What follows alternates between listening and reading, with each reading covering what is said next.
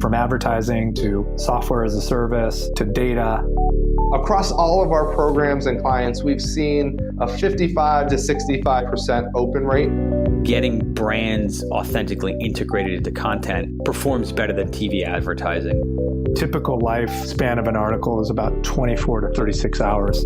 If we're reaching out to the right person with the right message and a clear call to action, then it's just a matter of timing. Welcome to the MarTech Podcast, and I Hear Everything production. In this podcast, you'll hear the stories of world-class marketers that use technology to drive business results and achieve career success. We'll unearth the real-world experiences of some of the brightest minds in the marketing and technology space so you can learn the tools, tips, and tricks they've learned along the way. Now here's the host of the MarTech Podcast, Benjamin Shapiro. Welcome to the MarTech Podcast. I'm your host, Benjamin Shapiro, and today we're going to discuss how to leverage the potential of programmatic advertising this year. Joining us is Sergey Shchelkov, who is a sales executive at Epom, which is an independent ad tech company that Forbes has recently named to one of their top 30 startups. Epom owns a family of digital products that helps brands, ad networks, ad agencies, and publishers grow through digital advertising. And today, Sergey and I are going to discuss programmatic ad in-housing's benefits and drawbacks. All right, here's the first part of my conversation with Sergey Shchelkov, a sales executive at Epom. Sergey, welcome back to the MarTech Podcast. Hi, it's been some time. Thank you. Thank you for having me. It's been a minute. It's been a couple years since we had you on the podcast originally. So long that when we were getting ready for this call, you reminded me that you'd been on the podcast before, and I was like, hang on, I got to look this up. And it's great to see you. It was actually one of the episodes, and my apologies, we've done 1,500 episodes of the MarTech Podcast. It's hard to keep everybody straight, but I specifically remember our conversation because I've always thought about creating my own DSP. When we first talked like 3 years ago, you pointed out to me that anybody can create a DSP, and there are software solutions that can help you basically do your own programmatic advertising without having to go through an agency or do a bunch of engineering, build your own products. Give me the update here before we get into ad formats and talking about what's happened with programmatic. Are you guys still helping people create their own programmatic solutions in-house? We do, yeah. We've seen quite a rise lately. I must be honest with you that the agencies are looking into building their own solutions as opposed to just grabbing something that is there and using a third-party service. A lot of our clients tend to look for white label DSP to make sure that the control stays in their hands, that they have everything that they need, and they manage everything that goes into their media buying capabilities. Because having an agency is good, doing this for you, but doing it yourself is sometimes significantly better. So, Sergey, walk me through this because I've been thinking about this for years since our last conversation. Look, we love our media buyer. We are able to use programmatic advertising to drive downloads, to get people to follow our podcast. And there's a service that we use, Mopod, that is fucking incredible. Excuse my language. They're great. I just give them money and results show up. Now, look, I don't really have any intention of moving away from our provider because they have, I don't know, all of the retargeting pixels set up, and they've got understanding how to run the campaigns, and they know what levers to pull. They are truly experts in programmatic advertising for podcasting. But let's say hypothetically, I was thinking about how I can maybe cut costs or maybe be more efficient for my specific brand. What would you recommend if I was thinking about bringing our media buying in-house? I would recommend thinking really hard about this. And I'm not saying that in a bad way. This has to be not an educated guess. It has to be a significantly thought out decision on doing this, because bringing programmatic in-house, it has its own benefits and drawbacks, right? It's a two-edged sword. Because what we see is that brands increasingly embrace in-house programmatic ad buying as a cost-saving measure, and they leverage zero and first-party data to optimize their return on ad spend. And the emphasis on this zero and first-party data, it fosters experimentation and innovation in programmatic advertising. And this leads to the development of your own customly built programmatic algorithms. And these algorithms, in its turn, they empower brands to deliver hyper-targeted advertisements because they have access to the data and they know which audience they want to reach. So that's an overall picture of what we see, what could be the driver moving the programmatic in-house. But of course, there are benefits and drawbacks, but we can talk about that in a sec. So let's walk through a little bit of those, and I'll use my use case as an example. We've got first-party data that people that listen to the podcast, we can enrich the data and put them into a retargeting campaign and serve them ads. Or somebody comes in and sponsors the podcast, we can get a listener of a specific episode, this episode, for example, and we can drive them to your website if we wanted to. Now, honestly, I'm creating these data sets and the retargeting audiences, and I'm putting them in places like Facebook for retargeting because it's efficient and everybody uses it. Maybe I'm using LinkedIn if I need a different data source. We don't really use programmatic too much because the direct response results aren't always there. It's sort of great for getting in front of the brand, but not necessarily getting them to a click. How do I think about building my retargeting audience when I have this first-party data like most brands do to make sure that I am efficient and also using the right formats? Sure. So the white label DSP actually comes into play here, or at least comes into thought, because what it allows you to do is just that. It allows you to have control, data privacy, and a lot of other customizable things that you can use to make sure that you're buying in a more intelligent way. So I would say the benefits overall for when you're looking towards a white label DSP is, of course, the cost effectiveness, because it literally just saves you fees that you paid to both media buyers and to, let's say, ad exchanges or the DSPs that stand between you and actual publishers or the SSPs. So you get rid of that, you take everything in-house, you don't pay those. For example, Bayer managed to save over $10 million after they brought their programmatic in-house in a matter of 6 weeks. I want to double click into that. There's middlemen, let's say. The SSP, the publishers that have the space on their website, go to a DSP and they say, all right, well, I am going to charge you for access to this site because they have aggregated all of the supply. What are the relative rates that the middleman, the DSP in this case, is actually charging? What should you expect from a cost savings perspective?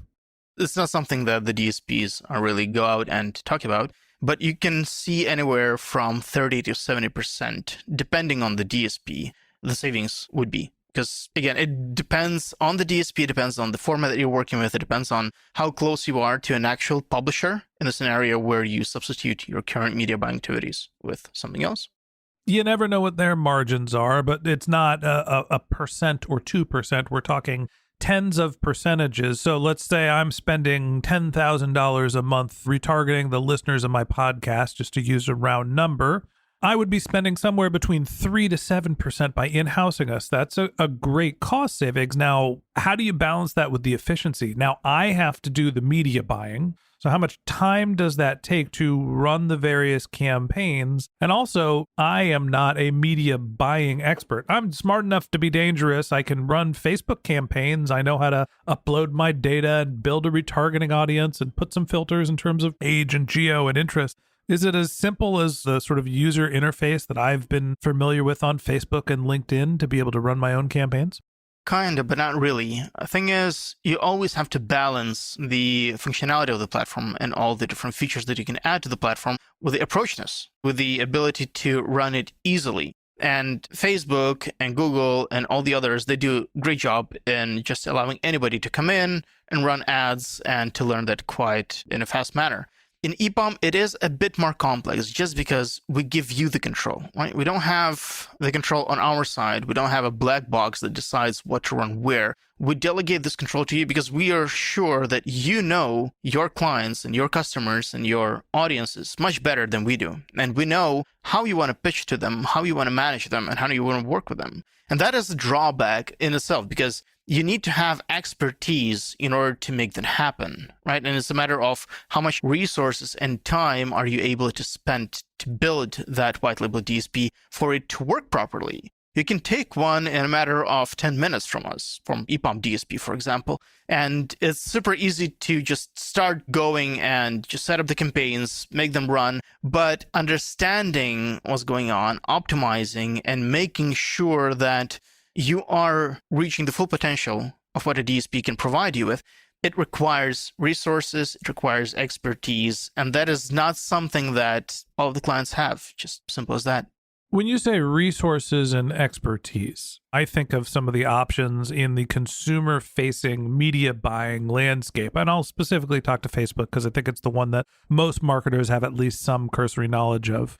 There's a million bells and whistles in Facebook, but generally you're uploading your creative, you're setting your audience, and some of the targeting strategies are demographic, geographic, language, age. Maybe there's some special interests that are in there, and you're classifying whether you're a sensitive ad type. You're setting your budget and you're pressing send. What are the other decisions that you have to make to be able to effectively target a campaign when you're going to a DSP in programmatic that isn't a decision you'd have to make in Facebook? I would probably say there are two key points. The first one is the ability to work with data. We at Epom, we support bitstream data, which allows you to get raw data that you can analyze at a very granular level to make sure that you have all the insights about what's going on with your media buying. And the second thing is optimization. Optimization could be a pretty straightforward thing, just a button we should press that says just do great things. But on our side, we give you, again, transparency and control. So you have the option to run bid algorithms that take into account various metrics from return on investment to conversion amount to the price of the conversion to win rate. And you create rules which allow you to bid higher or lower on specific traffic sources, not just an SSP, but actual apps and websites that give you the metrics that you're looking for, which is really great for performance. But that does require you to set that all up, of course, with full guidance from the DSP, but still, it's your turn to do that. All right, so I've got my podcast listeners that I can enrich. I get some mobile app IDs. I upload them into Epom. And now I've got this list of people that have listened to my podcast, but I can set different priorities saying if the person that is in this data set is in the United States, or we have some indication that they work in marketing or that they are a senior level buyer, I can change my bid based on some sort of analysis. Even better, if you're buying through a certain SSP that gives you thousands of different websites or thousands of different apps, DSP can allow you to select those sites or apps that give you the necessary results, that drives clicks towards you, or that even drive registrations towards you at a fair price, because that all gets sent to the analytics. And then you can start bidding higher on that specific traffic source, on that specific app, because it gives you the results you need. That means that if you're spending higher towards that app, you're getting more traffic from that app with higher results. And at the same time, in real time, it analyzes if the performance falls somewhat, then stop doing that. Try bidding lesser there if you're overspending. And the same with everything else, right? So based on the metrics that are important to you in regards to the performance, you can try bidding higher or lower. Let's run a hypothetical here. I want to get the people that are listening to my podcast to a sponsor's website, and I want to do it for less than $2 a click. But I only want to pay for the clicks that are from people that are in their target market. So let's say High Touch is a sponsor of the MarTech podcast. As an example, they run a compostable CDP. We want senior executives or people that work in marketing ops that are US based. What are the strategies that I'm implementing to not only optimize for the people that are in my existing data set, but then also what would you do once you're starting to get conversions to understand how to drive more of those clicks directly to their site? That's exactly what you would do. You would firstly create a targeting, outlining the geos, outlining the interests and the positions of people or their IDs that you can target with. Then you would start buying on a massive scale, but you would only buy the people that are meeting your criteria. And at the same time, while you're doing that, you are optimizing, which is a different thing on its own, because it takes into account everything that happens after you actually show an ad to the person. It then traces that person, whether they did a click or not, whether they actually converted on your desert site. And then it understands that, okay, let's find similar traffic sources to this one, or let's do this exact traffic source that's driving conversions. Let's increase that. Let's increase our spend towards this specific area because it performs. That's what you need, performance. And that's what the advertisers need. That's what you need. And then you start spending the same budget that you have, but in a more effective way because you're targeting specifically people that are of interest to you that goes beyond just viewing the ad. So, Sergey, I want to ask a little bit more about the infrastructure. There's this notion that, hey, you can be more efficient with buying your own media. That also makes sense. How much effort does it take to get set up? How much effort do you have to put into building the SSP relationships? And then what does it cost to actually run your own DSP?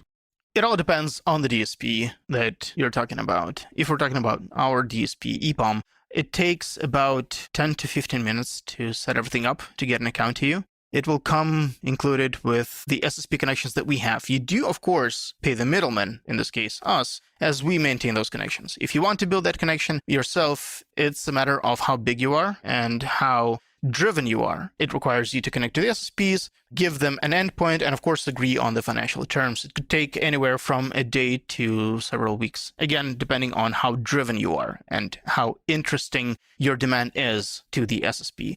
As for the infrastructure, it doesn't really come into play if you're outsourcing a white label DSP from someone, as that company would take care of everything. And as for the pricing, again, it varies, and sometimes some DSPs take percentage, some DSPs have minimum amounts that you have to pay to them, and again, they differ as well. I've heard of the DSPs that are charging tens of thousands of dollars just to be able to use them. On our side, it's either $250 a month or 5% from what you spend, whichever is higher. We actually dropped our prices significantly to make the entry point as accessible as possible for the clients that are just looking to get their own white label DSP and just start media buying. So if I'm doing the math right, it's either $250 a month or it's 5% of media over $5,000. So you're spending 5% of your media. All right, so let's summarize here. Benefits. There's more control when you're doing your own programmatic advertising. There is a lower cost because you're cutting out some of the middlemen by building your own DSP. And then you have more controls and more visibility. Talk to me about some of the drawbacks. What are some of the challenges if you're thinking, well, should I go be my own media buyer and pay for my own infrastructure, or should I hire a third party to do it for me? Sure. So the drawbacks are lack of expertise. It does require you to either hire or develop talent within the necessary expertise in ad tech and programmatic advertising. So if you don't know what to do, then as with everything, you would have to spend quite some time to learn it. And the more time you dedicate towards this and the more resources you dedicate towards this, the better you come. But again, this would come at an expense because it's learning something new and it takes time, which you would probably decide to invest into what you're currently doing and what you know you're doing to get better. So that's the first thing. The second thing is it does require time and resources, again, to set up everything, to take care of that, to optimize that, to roll out necessary updates, because the industry is changing, the technology is changing, and the ability to, for example, bid on audio wasn't that big, and it was non-existent actually quite a few years ago. So you have to update that constantly. And of course, scalability, because if you have limited resources, it's going to be hard to run tests to see what is working out for you and what doesn't. So I would say those are the main drawbacks. Sergey, I gotta say, this is one of those things that I've always wanted to test. And that's why I'm getting so much into the weeds here of, specifically for us, buying podcast advertising is something that when you go direct, it can be incredibly expensive, right? People want to sell their podcast advertising at $25, $50. We sell our media at $100 CPMs. But I know that there's this opportunity to buy larger swaths of targeted media for pennies on the dollar relative to what you would have to pay to go direct. And so maybe buying programmatic and doing audio advertising is the right thing for us. And that's what we're going to get into in tomorrow's episode. So that wraps up this episode of the Martech Podcast. Thanks for listening to my conversation with Sergey Shchelkov, a sales executive at Epom. Join us again tomorrow when Sergey and I continue our conversation talking about the best performing ad formats for programmatic. If you can't wait until our next episode and you'd like to learn more about Sergey, you can find a link to his LinkedIn profile in our show notes, or you could visit his website, which is epom.com. That's EPOM.com. Just one more link in our show notes I'd like to tell you about. If you didn't have a chance to take notes while you were listening to this podcast, head over to martechpod.com, where we have summaries of all of our episodes, contact information for our guests. You can subscribe to our weekly newsletter, and you could even send us your topic suggestions or your marketing questions, which we'll answer live on our show. Of course, you can always reach out on social media. Our handle is martechpod, MARTECHPOD, on LinkedIn, Twitter, Instagram, and Facebook, or you can contact me directly. My handle is BenJShap, BenJShap. And if you haven't subscribed yet and you want a daily stream of marketing and technology knowledge in your podcast feed, we're going to publish an episode every day this year. So hit the subscribe button in your podcast app and we'll be back in your feed tomorrow morning. All right, that's it for today. But until next time, my advice is to just focus on keeping your customers happy.